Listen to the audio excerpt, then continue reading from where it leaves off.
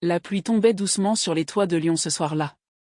Assise dans mon vieux fauteuil en velours grenat, je regardais distraitement les gouttes s'écraser contre la vitre. J'avais 65 ans, et jusque-là, je croyais connaître chaque recoin de ma vie. Mais ce jour-là, un simple coup de fil a fait basculer tout ce que je pensais être solide, tout ce que je pensais être vrai. Madame Dubois ? La voix au bout du fil tremblait, hésitante. Je suis désolée de vous appeler, mais je pense que nous avons le même mari. J'ai senti mon cœur s'arrêter net. Le téléphone glissa presque de ma main. Une sueur glacée me parcourut l'échine. Je croyais à une mauvaise blague. Mais non. Cette femme parlait avec une certitude glaçante. Elle connaissait son prénom, ses habitudes, et même cette petite cicatrice qu'il cachait toujours derrière son oreille. Mon mari, Jacques. L'homme avec qui j'avais partagé 40 ans de ma vie, avec qui j'avais construit une maison, élevé des enfants, supporté les épreuves et célébré les joies. Jacques, mon complice, mon rocher, mon histoire. Et pourtant, derrière mon dos, il avait mené une autre vie. Pendant 30 ans. 30 années de mensonges, de secrets, de regards détournés. 30 années où il avait construit une autre famille, dans une autre ville, comme si la mienne n'était qu'une moitié de vérité. Ce soir-là, devant la fenêtre ruisselante, j'ai senti mon univers s'écrouler. Comment réagir quand on réalise qu'on n'a pas seulement été trompé, mais remplacé ? Avant de plonger dans mon histoire, j'aimerais vous demander quelque chose. Dites-moi dans les commentaires, d'où regardez-vous cette vidéo ? Êtes-vous à Paris, à Marseille, à Bruxelles, à Montréal ou peut-être dans un petit village de campagne en France ? Votre présence et vos mots me réchauffent déjà le cœur. Partagez avec moi votre ville, votre région, votre pays, parce que même dans nos douleurs, nous ne sommes jamais seuls. Je me souviens encore de ce soir-là comme si c'était hier. Lyon vibrait doucement sous la pluie d'automne. Les rues brillaient d'un éclat argenté, les passants pressaient le pas sous leur parapluie, et moi, j'étais dans mon salon, entouré de photos de famille soigneusement accrochées au mur. Ces portraits figés racontaient ma vie, un mariage célébré dans la joie, 2 enfants devenus adultes, des vacances au bord de la Méditerranée, et 1000 petits moments que j'avais crus authentiques.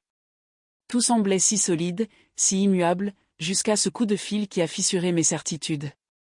La voix de cette femme résonne encore dans ma tête. Nous avons le même mari. 6 mots. Rien que 6 mots pour briser 40 ans de confiance. Mon souffle s'est coupé. Je me suis redressée dans mon fauteuil, incapable de comprendre. J'ai cru à une erreur, à une mauvaise farce. Pourtant, elle connaissait des détails trop précis, ses habitudes matinales, son parfum préféré, même sa manière de froncer les sourcils quand il lisait le journal. Ce n'était pas une illusion. C'était une vérité nue, brutale, que je ne pouvais plus ignorer. Le téléphone à la main, mes doigts tremblaient. J'avais l'impression que le sol se dérobait sous mes pieds. Jacques, mon Jacques, l'homme que j'avais épousé à l'église Saint-Nizier par un matin ensoleillé de mai 1978, n'était pas seulement mon mari. Il appartenait à une autre femme, à une autre famille, depuis 30 ans. 30 années. Pendant que je croyais vivre un mariage solide, il partageait ses rires, ses colères, peut-être même ses rêves, avec quelqu'un d'autre. Je me suis levée, chancelante, et j'ai marché vers la bibliothèque. Mes yeux sont tombés sur les albums de photos que j'avais compilés avec tant de soin. Là, un cliché de nous deux sur les quais de Saône, riant comme des adolescents. Là encore, une image de lui tenant notre petite fille dans ses bras, avec ce regard tendre qui me faisait fondre. Comment ces instants pouvaient-ils coexister avec le mensonge qu'il portait en lui ? Était-ce un comédien ? Était-ce moi qui avais été aveugle toutes ces années ? Le silence du salon s'est fait étouffant. On n'entendait plus que le tic-tac régulier de l'horloge ancienne héritée de ma grand-mère. Chaque battement semblait me rappeler l'ampleur de ma naïveté. J'avais consacré ma jeunesse, mon énergie, mon amour à un homme qui, dans le secret, bâtissait une autre vie parallèle. Je me suis laissé tomber sur le canapé, incapable de retenir mes larmes. Elles coulaient sans bruit, brûlantes, salées, traçant des sillons amers sur mes joues. J'essayais de me souvenir du moindre signe, du moindre indice que j'aurais pu percevoir. Ses absences lors de certains week-ends, ses voyages soi-disant professionnels, ses appels tardifs qui l'écourtaient d'un ton nerveux. Tout prenait soudain un sens cruel. La vérité était là depuis toujours, mais j'avais choisi de ne pas la voir. À ce moment précis, j'ai ressenti une douleur que je n'avais jamais connue. Ce n'était pas seulement la trahison d'une épouse trompée. C'était l'effondrement de toute une existence construite sur la confiance. Mon identité même semblait s'écrouler. Qui étais-je, si l'histoire de ma vie n'était qu'un tissu de mensonges?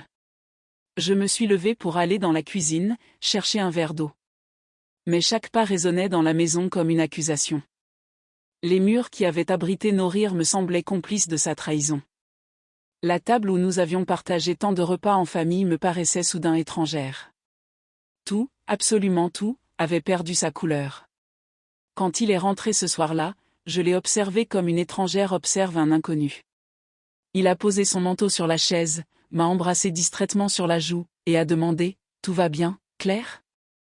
Ma gorge s'est nouée.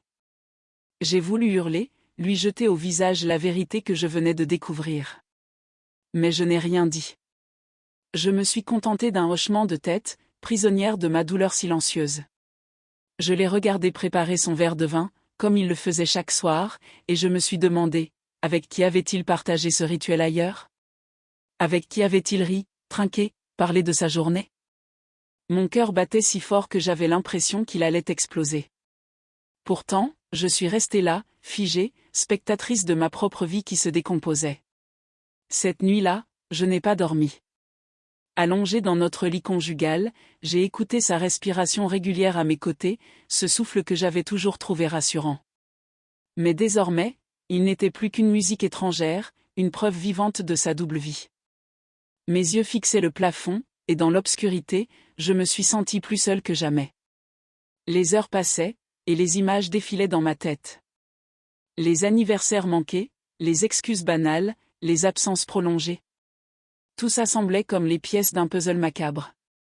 Comment avais-je pu être si aveugle? Était-ce l'amour qui m'avait rendue sourde à l'évidence? Ou la peur de voir ma vie s'effondrer qui m'avait poussée à ignorer les signaux? Au petit matin, j'ai pris une décision. Je ne pouvais pas continuer à vivre dans ce doute. J'avais besoin de réponses, de preuves, même si elles me briseraient davantage. J'allais confronter Jacques. Pas avec des cris, pas avec des reproches hystériques, mais avec la froide détermination d'une femme qui a trop longtemps subi en silence. Mais ce que je ne savais pas encore, c'est que la vérité que j'allais découvrir dépasserait toutes mes craintes. Le lendemain matin, la lumière de l'aube filtrait à travers les volets entr'ouverts. J'étais assise dans la cuisine, les mains serrées autour d'une tasse de café devenue froide. Jacques dormait encore à l'étage, inconscient de la tempête qui ravageait mon esprit. Chaque tic-tac de l'horloge accrochée au mur semblait marteler la même question, comment a-t-il pu? Comment a-t-il pu mener de vie pendant 30 ans sans que je m'en aperçoive? Je n'avais pas de réponse, seulement un vide grandissant dans ma poitrine. Ce vide s'élargissait à mesure que je revivais les souvenirs, que je décomposais chaque instant de notre vie commune. Je me rappelais ses retards fréquents, ses excuses banales, réunions prolongées, dossiers urgents, trains annulés, et je me demandais maintenant quelles lèvres il embrassait alors, quelles mains il serrait, quel regard il croisait. Je me suis levée et j'ai ouvert un tiroir où je gardais de vieilles lettres. Parmi elles, une carte postale de Bordeaux, datée d'une vingtaine d'années. Jacques y écrivait qu'il assistait à un colloque professionnel. À l'époque, je n'avais pas douté une seconde. Mais aujourd'hui, chaque mot prenait un goût amer. Était-il vraiment à ce colloque, ou était-il déjà auprès d'elle? Ce doute, ce poison, s'infiltrait partout. Dans ma mémoire, dans mon corps, dans mon âme. Même mes souvenirs heureux me paraissaient souillés. Je regardais une photo de nos vacances en Corse et je me demandais, où était-il parti quand il prétendait aller acheter du pain? Avait-il passé un appel en cachette? Le soir venu, j'ai mis la table comme d'habitude. Nous avons dîné en silence. Il a parlé de son travail, de petites choses du quotidien, sans deviner que chaque mot me poignardait. Je hochais la tête, prisonnière de mon secret. J'avais envie de crier, de le confronter immédiatement. Mais une force étrange m'en empêchait. Peut-être la peur de voir mes soupçons confirmés. Peut-être l'espoir absurde qu'il me rassure, qu'il me dise que tout cela n'était qu'une erreur. Cette nuit-là encore, je n'ai pas trouvé le sommeil. Le plafond de notre chambre est devenu mon confident silencieux. J'entendais son souffle régulier, et je me sentais étrangère à cet homme que j'avais pourtant cru connaître mieux que personne. Chaque seconde allongeait ma solitude. C'était comme si un gouffre s'ouvrait sous mon lit et m'engloutissait lentement. Les jours suivants furent une torture. J'accomplissais les gestes du quotidien comme une automate. Faire les courses, préparer les repas, arroser les plantes. Tout semblait vide de sens. J'avais l'impression de jouer un rôle, celui d'une épouse modèle, alors que je n'étais plus qu'une actrice épuisée dans une pièce de théâtre absurde. Je me surprenais à l'espionner malgré moi. Quand son téléphone vibrait, je tendais l'oreille. Quand il sortait une heure de plus que prévu, je notais mentalement l'écart. Chaque geste, chaque silence devenait suspect. Et plus je cherchais, plus le gouffre s'ouvrait. Un après-midi, n'y tenant plus, j'ai pris son veston posé sur une chaise et j'ai fouillé ses poches. Mon cœur battait à tout rompre. Mes doigts tremblaient quand ils ont trouvé un ticket de cinéma de Dijon, daté de 2 semaines auparavant. Il m'avait dit qu'il était à Paris pour une réunion. Dijon, pourquoi Dijon? J'ai senti un vertige, une nausée. La preuve de ces mensonges était là, banale, imprimée sur un bout de papier. Je me suis assise lourdement, ticket en main, les larmes brouillant ma vue. Ce n'était plus seulement des soupçons, c'était la confirmation. Oui, il menait une autre vie. Oui, il m'avait trahi. Pendant 30 ans. Le poids de ces années me tombait dessus comme une avalanche. À partir de ce moment, j'ai sombré dans un silence encore plus profond. J'évitais ses regards, ses gestes tendres. Il s'en est aperçu, bien sûr. Claire, tu es distante, quelque chose ne va pas, me demandait-il. Je souriais faiblement, murmurais un « non, ça va », mais à l'intérieur, je me décomposais. Un soir, après le dîner, je suis sortie marcher le long du Rhône. La ville s'illuminait doucement, les passants riaient, les couples se tenaient par la main. Moi, je marchais seule, une ombre parmi les lumières. Chaque pas résonnait comme un écho de ma solitude. Je me suis arrêtée sur un pont, regardant l'eau sombre couler. J'ai pensé, toute ma vie n'a été qu'un mensonge. À quoi bon? Ce fut un des instants les plus sombres de mon existence. J'ai senti le vide m'appeler, cette tentation de laisser tomber, de ne plus lutter. Mais une image m'a retenue, celle de ma petite fille, Élodie, qui m'avait serré dans ses bras la semaine précédente en me disant « Mamie, tu es mon soleil ». Comment pouvais-je disparaître alors que je représentais une lumière pour elle? Je suis rentrée, le cœur lourd mais vivante. Pourtant, le vide restait. Je regardais Jacques dormir, et je me demandais, qu'a-t-il fait ce week-end où il prétendait être en déplacement? À quoi ressemblait-elle, cette autre femme? Avait-elle un sourire plus éclatant que le mien, une jeunesse que je n'avais plus? Le poison du doute me consumait. Et ce n'était que le début. Mais ce que je n'imaginais pas, c'est que cette douleur, aussi insoutenable soit-elle, allait devenir le déclencheur d'une transformation que je n'aurais jamais cru possible. Le matin où tout a changé, je m'en souviens comme d'un basculement invisible. J'étais encore engourdie par des nuits sans sommeil, les cernes marquant mon visage comme des cicatrices. Le silence entre Jacques et moi était devenu un océan infranchissable. Mais ce jour-là, j'ai reçu une enveloppe dans la boîte aux lettres. Une enveloppe banale, sans expéditeur. Je l'ai ouverte, fébrile, et à l'intérieur se trouvaient des photos. Des photos récentes, prises à Dijon. On y voyait Jacques, mon mari, bras dessus bras dessous avec une femme d'une 50aine d'années. Sur une autre, il souriait tendrement à 2 jeunes adultes, une fille et un garçon, qui portaient ses traits. Le monde s'est arrêté. Là, noir sur blanc, se trouvait la preuve ultime. Pas seulement une maîtresse, mais une famille entière, parallèle à la mienne. Mes mains tremblaient. Je suis tombée sur une chaise, incapable de respirer. Le sol semblait tourner autour de moi. Pendant 30 ans, il avait été le père de 2 familles. Pendant que je croyais construire un foyer stable, il en bâtissait un autre, en cachette.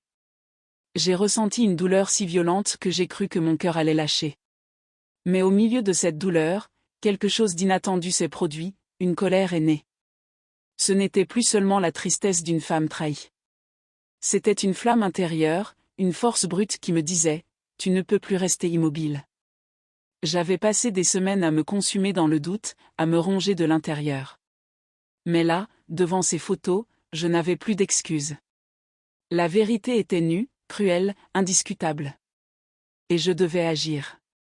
J'ai attendu le soir, le cœur battant. Quand Jacques est rentré, j'ai posé les photos sur la table. Il a pâli en les voyant. Son regard a vacillé, ses lèvres ont tremblé. Claire, je peux t'expliquer. J'ai levé la main pour l'arrêter. Pour la première fois depuis longtemps, je sentais ma voix assurée. Jacques, 30 ans de mensonges ne s'expliquent pas avec des mots. Regarde-moi dans les yeux et ose me dire que ce n'est pas toi. Il n'a rien dit. Son silence a été plus lourd que 1000 aveux. Et dans ce silence, j'ai senti quelque chose se briser en moi. Mais en même temps, j'ai senti une autre chose naître, un instinct de survie. Je me suis levée, droite, fière malgré les larmes. Tu as détruit ce que nous avions. Mais tu ne me détruiras pas, moi. Ma voix résonnait dans la pièce comme un écho nouveau. Ce soir-là, pour la première fois, je n'étais plus une victime passive. J'étais une femme qui reprenait possession de sa vie. Les jours suivants ont été durs, mais différents. J'ai commencé à marcher seule dans les rues de Lyon, à observer la ville avec d'autres yeux. Les quais, les marchés, les cafés, tout me paraissait étrangement neuf. Comme si j'avais vécu derrière un voile et qu'il venait de se lever. Bien sûr, la douleur était toujours là, mais elle avait changé de nature. Elle n'était plus un gouffre qui m'avalait, elle devenait une énergie qui me poussait à avancer. Je me suis confiée à ma meilleure amie, Hélène. Elle m'a écoutée en silence, les larmes aux yeux, puis elle a pris mes mains dans les siennes. Claire, tu as toujours été forte. Tu as élevé tes enfants, tu as tenu une maison, tu as traversé des tempêtes. Tu peux aussi traverser celle-là. Ces mots m'ont réchauffé le cœur. Pour la première fois, je n'étais plus seule avec mon secret. Cette confession a marqué un tournant. Le poids sur ma poitrine s'est allégé, et une question a commencé à naître en moi, que vais-je faire maintenant? Allais-je me contenter de survivre, ou allais-je me reconstruire? Un matin, je me suis regardée dans le miroir. Mes cheveux gris, mes rides profondes, mes yeux fatigués. Mais derrière cette apparence, j'ai vu une femme qui respirait encore, une femme qui avait encore tant à vivre. Et j'ai murmuré, tu n'es pas finie, Claire. Tu n'es pas finie. Ce fut mon point de bascule. Au lieu de me laisser écraser, j'ai décidé de transformer ma douleur en un moteur. Oui, j'avais été trahie. Oui, ma vie telle que je la connaissais s'était effondrée. Mais cela ne voulait pas dire que ma vie était terminée. Peut-être, au contraire, c'était le début d'autre chose. Ce que je ne savais pas encore, c'est que cette décision d'avancer allait m'entraîner dans une lutte plus grande que tout ce que j'avais affronté jusque-là. Les jours qui suivirent cette confrontation furent comme une guerre silencieuse. À l'intérieur de moi, un combat faisait rage entre deux forces, la douleur qui me tirait vers le bas et la détermination nouvelle qui me poussait à relever la tête. À l'extérieur, il me fallait continuer à exister, à remplir les gestes du quotidien, tout en faisant face à l'homme qui partageait encore ma maison, mais plus ma vie. Chaque matin, je descendais préparer le café avec un mélange d'appréhension et de colère. Jacques tentait de maintenir une façade, parlant de banalité, feignant que rien n'avait changé. Mais son regard fuyant, ses silences coupables disaient tout. Il savait que je savais. Et moi, je savais qu'il n'y avait plus de retour en arrière. Je passais de longues heures à marcher sur les berges du Rhône. Le vent d'hiver fouettait mon visage, mes mains restaient glacées dans mes poches, mais ces marches étaient mon refuge. Chaque pas me permettait d'évacuer un peu du poison accumulé en moi. C'était ma façon de respirer, de ne pas sombrer. Je repensais à ma vie, à mes choix, à mes sacrifices. J'avais tout donné pour ce mariage, et il avait trahi cet engagement. Mais allais-je me laisser enfermer dans ce rôle de victime? Un soir, je suis rentrée à la maison et j'ai trouvé Jacques assis dans le salon, les photos de Dijon étalées sur la table. Il avait le visage défait. Claire, je ne sais pas par où commencer. Sa voix était basse, presque un murmure. Pour la première fois, je n'ai pas crié. Je me suis assise en face de lui et j'ai dit calmement, commence par la vérité. Toute la vérité. Il a baissé les yeux, ses mains tremblaient.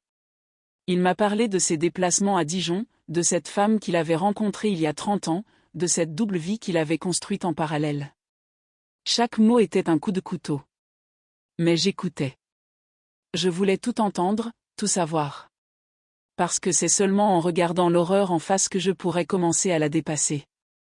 À mesure qu'il parlait, je sentais deux choses en moi, une colère brûlante et une force glaciale. La colère me donnait envie de le chasser, de hurler.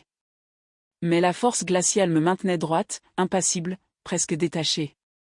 J'étais une femme qui avait trop souffert pour gaspiller encore de l'énergie en cris. Ce n'était plus le moment des reproches, c'était celui des décisions. Cette nuit-là, après sa confession, j'ai pris un carnet et j'ai commencé à écrire. Tout. Mes sentiments, mes souvenirs, mes doutes, mes colères. Les mots sortaient comme une marée.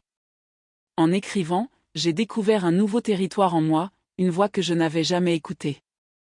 Peut-être que c'était là ma première arme dans cette lutte, mettre des mots sur mes blessures pour les transformer en force. Le lendemain, j'ai pris rendez-vous avec une avocate. C'était une femme de mon âge, cheveux courts, regard ferme. Dans son bureau lumineux, je lui ai tout raconté. Elle m'a écouté sans m'interrompre, puis elle a dit d'une voix posée, « Vous avez des droits, Claire. Vous avez le droit de protéger ce qui vous appartient, le droit de vous reconstruire. » Ces mots furent comme une bouffée d'air frais. Pour la première fois, je voyais un chemin possible au-delà du chaos. Mais la lutte ne se limitait pas aux démarches légales. Elle était aussi intime, psychologique. Chaque soir, en rentrant, je devais affronter son regard, ses excuses, ses tentatives de me retenir. Parfois, il pleurait, me suppliant de lui donner une seconde chance. Mais je savais que cette fois, je ne pouvais plus reculer. Je devais aller au bout. Pour moi. Pour la femme que j'étais en train de redevenir. J'ai commencé à parler à mes enfants aussi. Ce fut un moment terrible. Leur dire que leur père avait une autre famille, c'était briser leur image d'enfance, leur sécurité.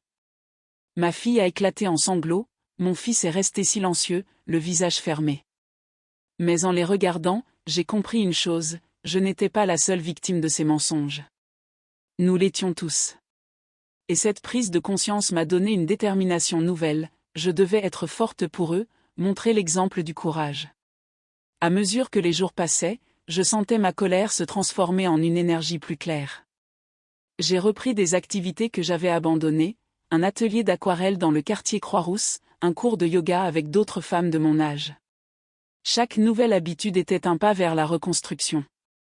Bien sûr, la douleur ne disparaissait pas. Elle revenait par vagues, parfois la nuit, parfois en plein jour.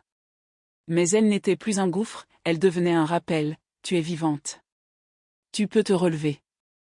Un soir, je suis rentrée de mon cours de peinture et j'ai trouvé Jacques en train de préparer le dîner, comme si de rien n'était. Je l'ai regardé longtemps. Il avait vieilli, lui aussi. Ses épaules voûtées, ses mains tremblantes, son regard fatigué. J'ai ressenti une étrange compassion. Pas du pardon, pas encore. Mais la reconnaissance que, même dans sa lâcheté, il était un homme qui avait peur, qui avait fait des choix désastreux. Et cette compassion était peut-être la clé de ma liberté. Parce que c'est ça que je commençais à comprendre, la lutte externe contre lui, contre la situation n'avait de sens que si je menais aussi la lutte interne contre ma propre rancune, contre ma propre culpabilité. Pour me reconstruire, je devais me délester de ce qui m'alourdissait. Cette prise de conscience fut douloureuse mais libératrice. J'ai décidé que ma vie ne se résumerait pas à cette trahison. Oui, j'allais divorcer. Oui, j'allais protéger mes droits.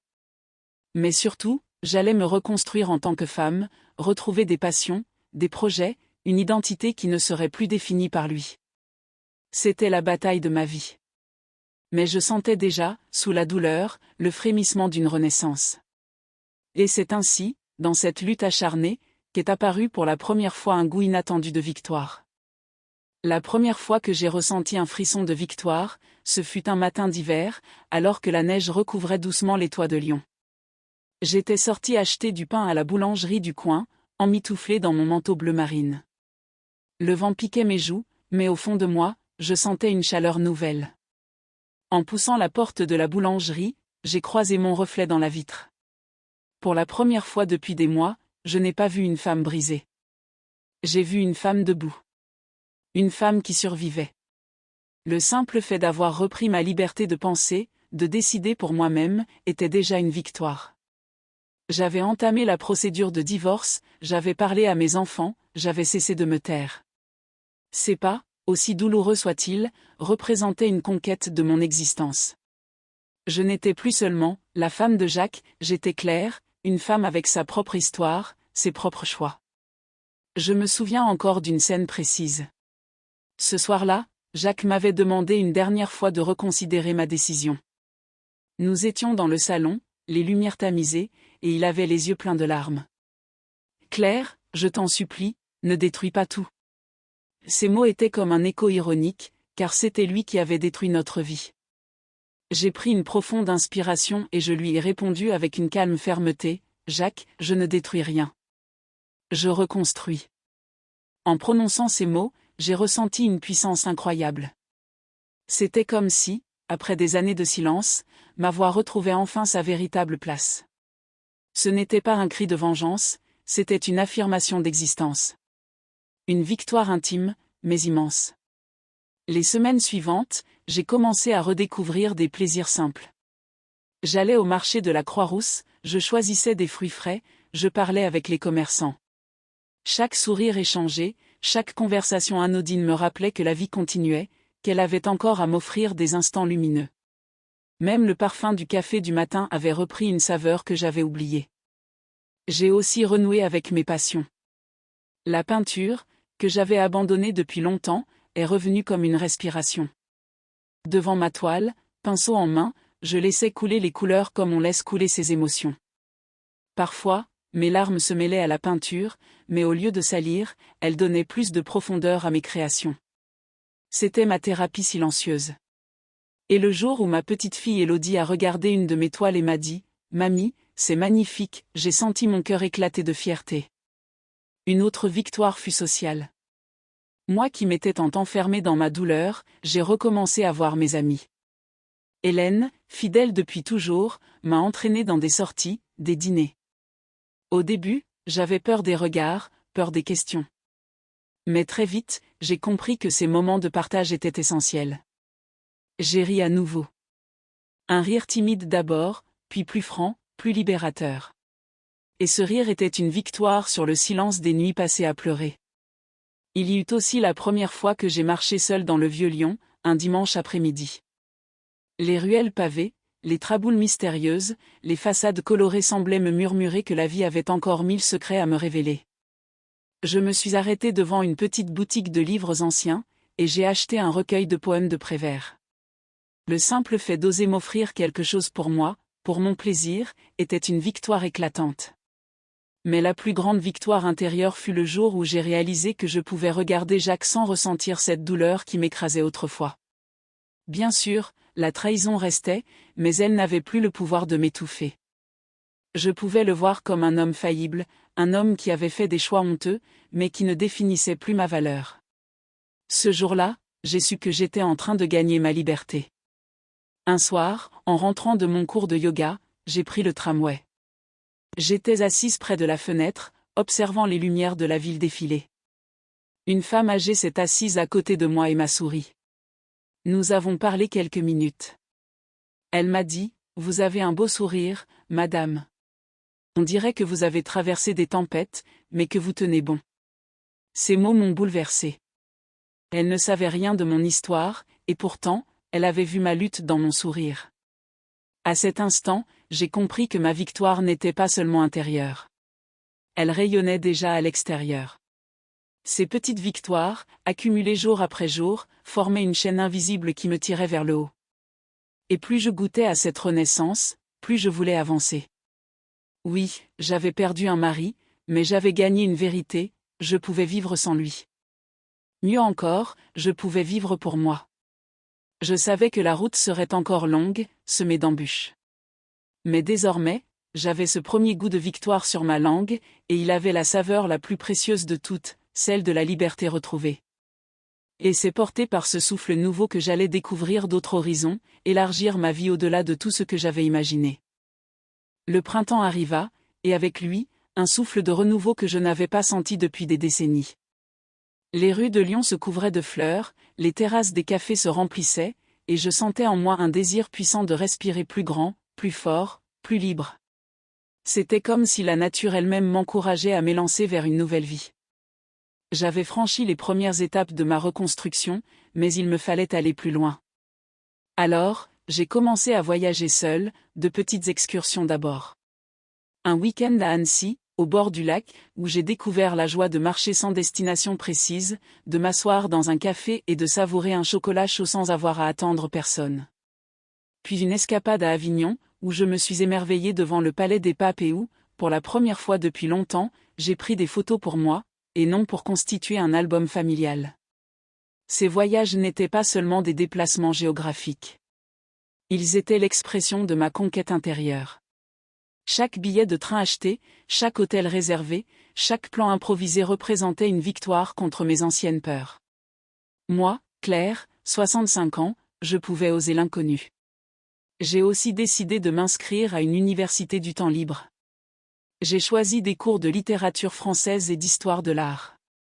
Assise dans une salle remplie de visages d'âges divers, je me suis sentie vivante comme une étudiante redécouvrant la soif de savoir. Les discussions animées, les lectures partagées, les sorties culturelles, tout cela nourrissait mon esprit et élargissait mes horizons.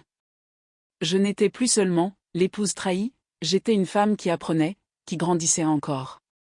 Peu à peu, mon cercle social s'est élargi. Lors d'une conférence sur Simone de Beauvoir, j'ai rencontré Marianne, une ancienne professeure de philosophie à la retraite. Nous avons échangé nos impressions, puis nous nous sommes retrouvés autour d'un thé. De fil en aiguille, une amitié est née. Marianne avait ce regard pétillant de celles qui ont vécu 1000 vies et qui en veulent 1000 autres encore. À ses côtés, j'ai découvert l'art de débattre, de rire à gorge déployée, de refaire le monde jusqu'à tard dans la nuit. C'est elle qui m'a dit un jour, « Claire, tu ne dois pas seulement reconstruire, tu dois conquérir. » Ce mot m'a frappé. Conquérir. Oui, il ne s'agissait plus seulement de panser mes plaies, mais d'oser m'élancer vers de nouveaux défis. Alors j'ai repris une vieille passion, le chant. J'avais toujours aimé fredonner, mais je n'avais jamais osé aller plus loin. Encouragée par Marianne, je me suis inscrite à une chorale de quartier. La première fois que ma voix s'est mêlée à celle des autres, j'ai ressenti un frisson intense. C'était comme si chaque note portait un morceau de mon histoire, transformait mes douleurs en harmonie. Et quand nous avons donné notre premier concert dans une petite église, j'ai senti les larmes couler sur mes joues. Ce n'était pas de tristesse, mais de gratitude. J'étais là, debout, vivante, vibrante. Mais l'expansion n'était pas seulement culturelle ou sociale. Elle était aussi intime. J'ai appris à aimer ma propre compagnie. Les soirs où j'étais seule, je ne voyais plus le vide, mais une possibilité. Je lisais, je peignais, je chantais, je prenais soin de moi. J'ai redécouvert le plaisir de m'offrir un parfum, de choisir une robe pour me faire plaisir, de m'asseoir dans un restaurant seul avec un bon livre. Je n'avais plus peur du regard des autres. Je savourais ma liberté. Et puis, un jour, l'inattendu arriva. Lors d'une sortie organisée par l'Université du Temps Libre, nous avons visité un musée à Grenoble. Là, au détour d'une salle, j'ai entamé une conversation avec un homme, Michel. Veuf depuis quelques années, passionné de peinture impressionniste, il avait ce mélange de douceur et de profondeur dans le regard. Nous avons parlé longtemps, d'abord de Monet et de Renoir, puis de nos vies, de nos parcours. Je n'avais pas cherché à rencontrer quelqu'un, mais la vie m'offrait cette rencontre. Au début, j'étais méfiante. Mon cœur portait encore les cicatrices de la trahison. Mais Michel n'était pas Jacques. Il n'avait pas besoin de cacher, de mentir. Il parlait avec sincérité, avec lenteur, comme un homme qui savait la valeur de chaque mot. Et peu à peu, j'ai senti naître en moi une curiosité nouvelle, une ouverture que je croyais impossible. Un soir, nous avons partagé un dîner dans un petit restaurant de la presqu'île. Les chandelles éclairaient son visage marqué par le temps, mais radieux de bienveillance. En rentrant chez moi, je me suis surprise à sourire toute seule. Je ne savais pas où cela me mènerait, et peu importait. Le simple fait de ressentir à nouveau le frisson d'une complicité, d'une écoute, était déjà une conquête. Ce fut là ma plus grande expansion, celle de mon cœur. J'avais cru qu'il était brisé à jamais. Mais il s'ouvrait à nouveau, prudemment, mais sincèrement. Et dans cette ouverture, il y avait toute la promesse d'une vie qui recommence. Mais qui dit expansion dit aussi nouveau défi, et bientôt, la vie allait me mettre à l'épreuve d'une manière que je n'avais pas prévue. La vie, je l'ai appris à mes dépens, ne nous laisse jamais longtemps en repos. Après l'euphorie des premières conquêtes, des voyages, des découvertes et même de cette rencontre inattendue avec Michel, les défis sont revenus frapper à ma porte. Pas les mêmes qu'avant, mais des défis nouveaux, plus subtils, parfois plus cruels, car ils touchaient ma reconstruction encore fragile.